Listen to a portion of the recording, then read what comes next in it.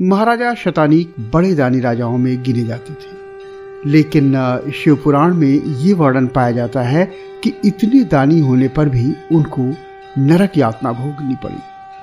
आखिर ऐसा क्यों? दान का पुण्य लाभ उन्हें क्यों नहीं मिला? उनकी दुर्गत गति से वर्तमान शासकों को क्या सीख लेनी चाहिए? धर्म ध्वजा आप देख रहे हैं हिंदुस्तानी टेल्स एंड टॉक्स। धर्म ध्वजा में हम आपके लाते हैं धर्म कथाएं, धर्म चर्चा और भी बहुत कुछ।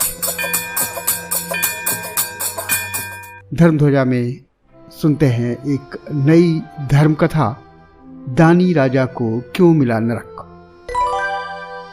इसमें संदेह नहीं कि महाराज शतानीक महादानी थे, लेकिन उनके बाद जब उनका बेटा सिंहासन पर बैठा तो उसने अपने पिता की परंपरा के अनुसार उनकी दान परंपरा को उस तरह चालू नहीं रखा जैसा शतानीक करते थे। उसकी कंजूसी की राज्य भर में बुराई होने लगी।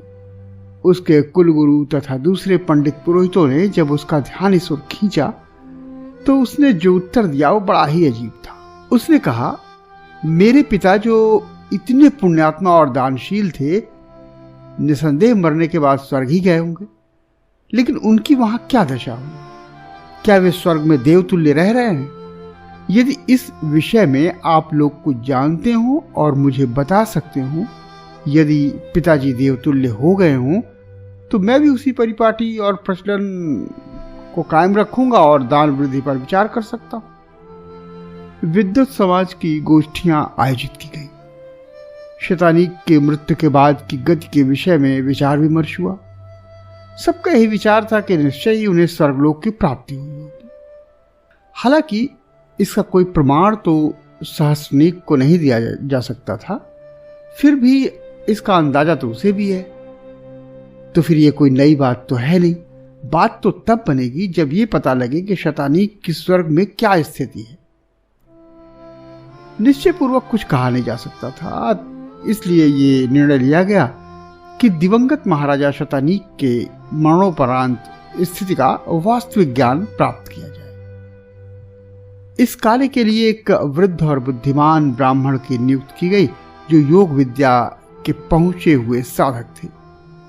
ब्राह्मण देवता जब योग बल से सूक्ष्म शरीर लेकर के सीधे स्वर्गलोक पहुंचे और वहां जाकर महाराजा शतानीक के विषय में जानना चाहा, तो ये सुनकर के उनको बड़ा आश्चर्य हुआ कि उनको वहां कोई नहीं जानता और वे यहां कहीं हैं भी नहीं। अपने योग बल और विशेष सूत्रों से योगीराज ने पता लगाया तो ज्ञात हुआ कि महाराजा शतानीक तो इस समय नरक में वास कर रहे हैं।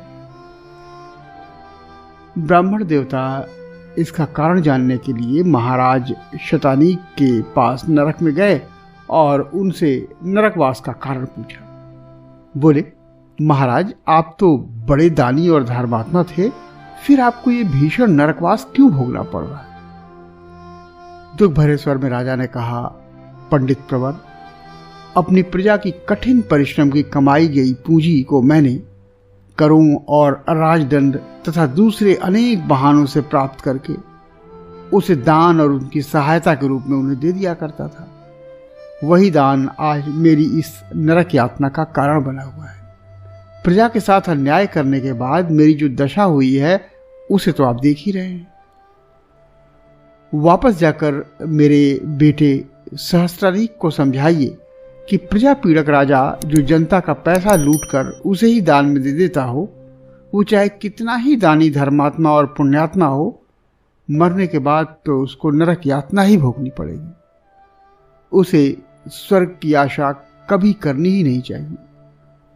इतना सुनने समझने के बाद ब्राह्मण देवता स्वर्ग और नरक लोक की यात्रा के बाद अपनी धरती और अपने नगर में पधारे।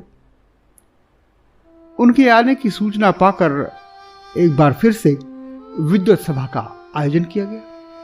स्वर्गीय महाराज शतानीक की नरक यातना पर सभा में विचार विमर्श होने के बाद एक शिष्टमंडल कुलगुरु के नेतृत्व में सहस्रनीक के पास गया। सहस्रनीक को बताया गया कि उसके पिता इस समय स्वर्ग में नहीं हैं। उनके स्वर्गवासी होने की बात मात्र जनता का भ्रम है। वे इस समय नरक में वास कर रहे हैं। उनकी बात सुनकर सहस्रानीक ने पूछा, अब आप लोग मुझे क्या आज्ञा देते हैं? कुलगुरु ने कहा, महाराज, आप जिस प्रकार वर्तमान में प्रजा का पालन कर रहे हैं वह सराहनीय है। आप प्रजा से उतना ही ग्रहण करते हैं जितना कि आवश्यक है। उससे प्राप्त कोष से आप राज्य संचालन तो करते रहिए, किंतु उसका कुछ अंश योग्य एवं अधिकारी व्यक्तियों को दान आदि देकर उनकी आवश्यकताओं की पूर्ति भी करते रहिए। इससे आपके इहलोक और परलोक दोनों सुधर जाएंगे।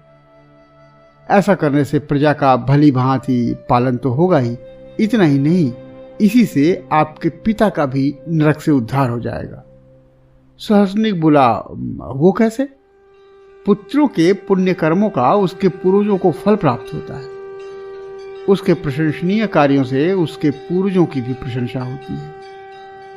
पंडितों ने वहां से प्रस्थान करने से पहले फिर कहा, महाराज, राजा के लिए प्रजा अपनी संतान के समान होती है। प्रजा पीड़क राजा नरक भोगी होता है और प्रजापालक राजा अपने पितरों की भी नरक लोक से मुक्ति में सहायक होता है। प्रजावत्सल राजा का सर्वत्र मान होता है। काश ये बात वर्तमान शासकों को भी पता होती। तो ये थी एक प्रेरक धर्म कथा।